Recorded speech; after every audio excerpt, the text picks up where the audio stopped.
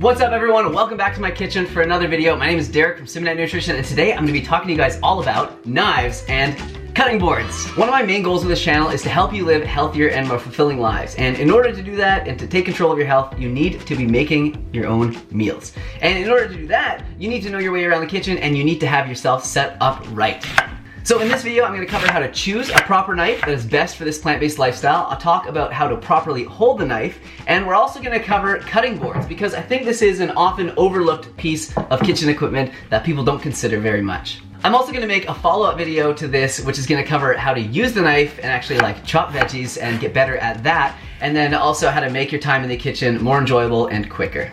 When choosing a knife, you probably don't want to go with the most expensive one. I mean, that's obvious, you probably don't need that, but you also probably don't want to go with the cheapest knife. And the reason being is that they're probably made out of cheaper materials, and a cheaper metal is going to get duller quicker. And we all know, and we've all heard, that a duller knife is more dangerous in the kitchen. And the reason being is because when you have to use a lot of pressure to get through something with a dull knife, it has a higher chance of, jumping off the food and maybe cutting through you. And even a dull knife is definitely sharp enough to cut through skin.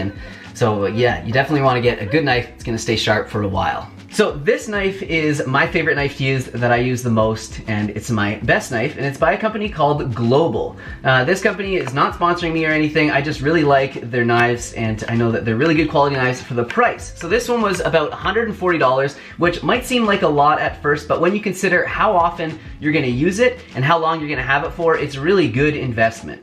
So one thing that you can quickly see here is the difference in thickness in the metals. Like this knife here that I have is really, really solid, made of really nice thick materials. And then you can see this cheaper knife here, the blade is quite flimsy, and you can even see here at the handle where it is starting to break away already. And it even has some rust happening here at the base of the blade, between the blade and the handle. And another big thing that you'll notice with the quality of knives is just how they feel in the hand and the weighting of them. This knife just doesn't feel great in the hand. I mean, it will get you by for sure, but a knife like this is just such a joy to use. So you're gonna wanna have lots of different knives in your kitchen, and you're gonna have uses for paring knives like this and other knives, but the main knife I'm talking about here is like your main chopping knife. So you wanna get yourself a non-serrated chef's knife. And that's what this is here. So the nice thing about a chef's knife is that it has a nice smooth cutting surface so that it glides easily through fruits and vegetables, and it also is really easy to sharpen, which is important. And the shape of it makes a chef's knife really special. So you can see that the handle has been pulled away from the blade. The blade is a lot lower than the handle. So this gives your hand room to nestle in there really nicely, and when you are chopping stuff, you're not gonna be grinding your knuckles on the cutting board. So just as an example, you can see how much more comfortable chopping with this knife would be over something like this, where you have to kind of use this slightly different technique, and it's not nearly as nice to use. So this knife here has an 8-inch blade, and I find it to be about perfect. It did feel a little bit big when I first got it, but it has quickly become so comfortable in my hand, and a bigger blade means that you can cut more at one time, so it's gonna speed up your cooking. So if you're used to using a knife like this, it might seem a little bit big at first, but trust me, you get used to it really, really quickly.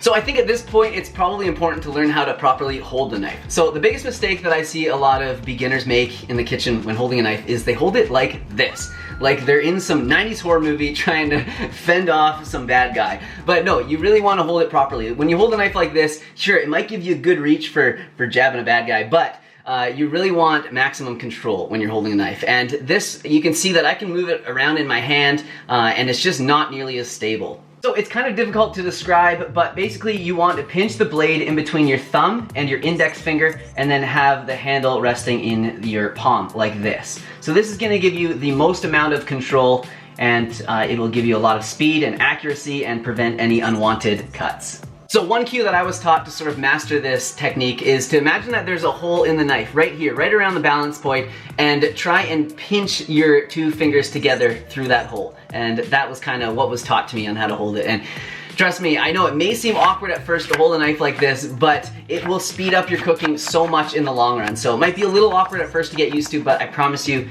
it'll pay off. So let's talk quickly about cutting boards. So I prefer to use like a wood or bamboo cutting board like this one, or even plastic if I'm in a bind. I know some people really like to use like glass, and I've even seen metal ones before, but I just do not like cutting on them. They don't feel good to cut on. They dull your blades quicker. I know for some households that cook with a lot of like fish and chicken, they're worried about the contamination of the salmonella and that sort of thing, so it might be necessary in those situations, but around here in this house, we don't eat that stuff, so it's not really a concern to me. And you can wash these with soap and water if you need to, and you can put some vinegar on there as well. There's lots of different natural cleaners that you can use to clean these. And besides, bamboo is actually naturally antibacterial, so doesn't mean you shouldn't wash it still, but it's kind of a cool fact. So sometimes I do use one of these plastic cutting boards, and when I do like to use it is when I'm cutting beets or something like that that will stain my nice wooden cutting boards. It's really handy for that situation, but one problem that I find with these is that they slide around a lot, and that can look unprofessional to anybody watching you try and prepare food, but it's also quite dangerous as well. So one thing that you can do to stop it from moving around so much is to put a tea towel underneath it. And if you find it still slipping around a lot, you can make that tea towel damp and it will grip that cutting board no problem, and it won't be sliding around anymore. Alright, so now I'll show you guys how I use this neat little knife sharpener. So this knife sharpener that I have here has two whetstones in it that actually roll with the knife as you bring it across here. And the first one's a bit more coarse than the second one, so it's just two simple steps, and you just run the knife through it like this a couple times. And you don't need to apply very much pressure, it's basically just the weight of the knife. And then you go through the second one.